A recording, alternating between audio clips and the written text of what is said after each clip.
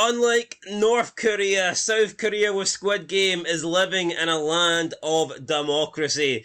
You're allowed to vote, but which voting system was the best? Welcome back, guys, to Fog Entertainment here with another Squid Game Season 2 theory, but we're going to be talking a little bit about Season 1 here because I do think this is worth noting. So, obviously, in Season 1, the players were given one vote at the beginning of the game, and if they wanted to vote to leave and they got the majority, then they would be able to leave. They would be able to go. Now, in Season 2, you had a vote as well at the beginning of the games. However, they updated the rules in Season 2 that pretty much allowed a new vote after every game, and people could then decide whether they wanted to leave or not. So you had an option of voting to go after every single game. And I don't know, I think that an element of that took away from Season 2. However,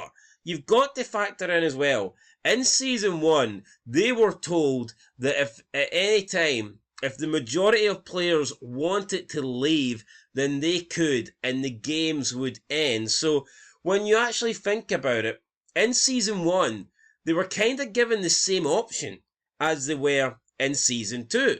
The only difference is, in Season 2, the players were actually prompted to vote every day after every game.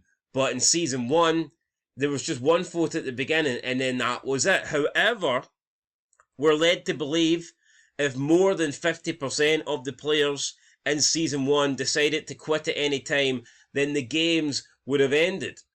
So it looks like in Season 1 they still had the same option to leave after just the first game. They still had the option at any point. However, it was not prompted to do so.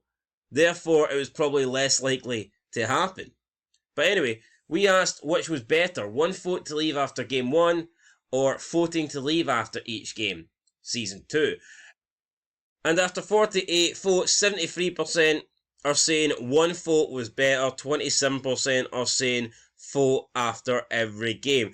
The reason why I agree with the 73% here is I just think like the one vote felt more important, because it was like, right, you need to decide right here, right now, whether you want to be in this game, whether you want it to go to the death, whether you want to go to the end and win this money, or do you want to leave? The one vote felt really important in Squid Game Season 1. With Season 2 and the votes after every game, it just doesn't feel like there's as much jeopardy.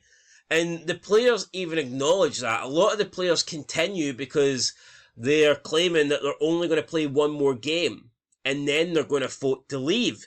And it almost felt like people's lives weren't really at risk that much, because in Season 1, if you vote to stay, then you need to win 6 games to survive.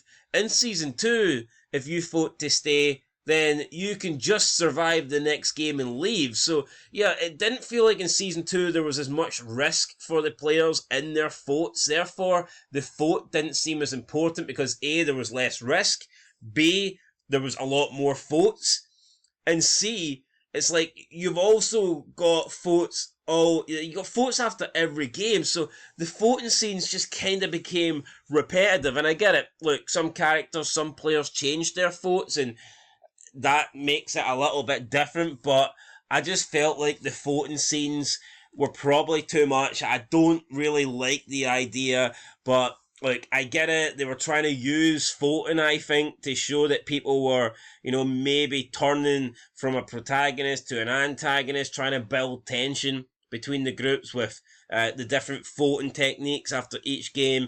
But I personally did prefer the one vote in Season 1. So let me know your comments down below, but for me, one vote, Season 1, that was the better option. And yeah, that's what I'm going with. I'm agreeing with the majority, the 73%. That's it, guys. Catch you in the next one. Till then, been Fog Entertainment. Thanks for watching, and peace.